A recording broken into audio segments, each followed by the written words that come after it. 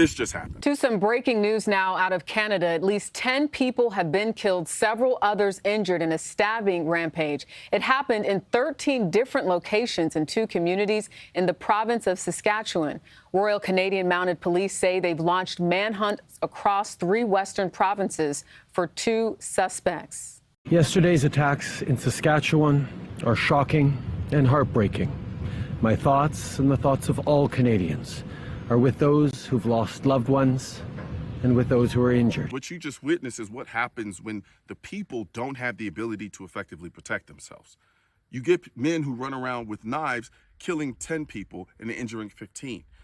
But let the politicians, the anti-gun industry, the anti-gun lobby tell it. If we just got rid of firearms, if we got rid of the guns, we got rid of the scary assault rifles, then everything would be better.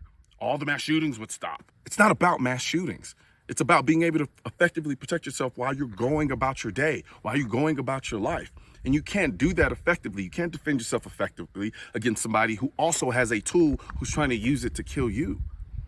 And so the problem is that we as people tend to want to put our trust in the government. And I get it. I totally do. This idea that there can be this big entity that can protect everybody is essentially what the government is supposed to do. The only problem is, when it comes down to protecting your life or the life of the people that you love and care for, the government's not going to be there. The cops aren't going to be there. The politicians damn sure aren't going to be there. I mean, look what happened. This happened in Canada. Not too long ago, Trudeau literally banned the sale of handguns in Canada. Then before that, he banned the sale of AR-15s in Canada, saying he was going to keep people safe. And then you turn around and you got 10 people being stabbed to death. It doesn't matter what tool you ban. You can't ban yourself to a utopia. You can't ban your way to safety. The only problem is politicians, their only solution, their only response to any of this is, let's ban this while making you more of a victim and empowering the criminals and giving me more power. That's essentially what's happening. The only problem is they sell it to you under the guise of, we're doing this to keep you safe. 10 people still got stabbed to death. That's what evil does. Evil has always existed. It's not going to change. Since the beginning of time, there have been evil people. The middle of time, there have been evil people. Today, there are evil people. So what do you do with evil people? You position yourself in such a way that you can defend yourself against them whenever they raise their head. Taking the people's ability to effectively protect themselves with the equalizer, which is the firearm, is not the way you do it. You make them weaker. This over-reliance on government is nothing more than allowing the government to spoil you into this idea that they're keeping you safe. The same way that a spoiled parent thinks that they're doing the best for their child by spoiling them to death, only for them to turn into useless adults. Relying on the government means that I don't have the ability to protect myself because I'm giving away the tools that I would need to do that to the government, thinking they're going to do it for me. And when they don't, or when they can't, the best thing they can do is say sorry. Or, well, let's ban some more stuff. So what's going to happen now in Canada? You're going to start banning knives? Is that what we're going to do?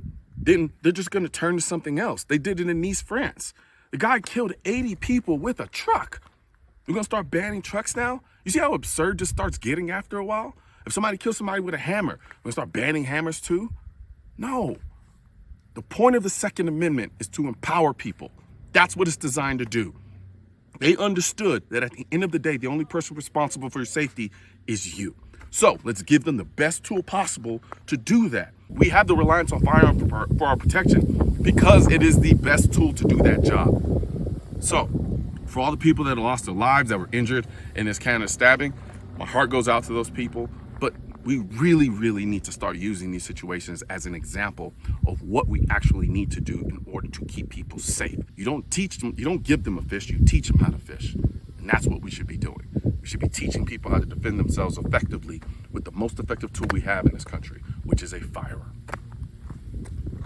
Guns aren't political. That's why I need your help getting this message to spread on YouTube by clicking the thumbs up button, leaving a comment to let me know what you think of the video, then subscribing to the channel. But most importantly, click that bell symbol. For products featured in this video, click the links in the description.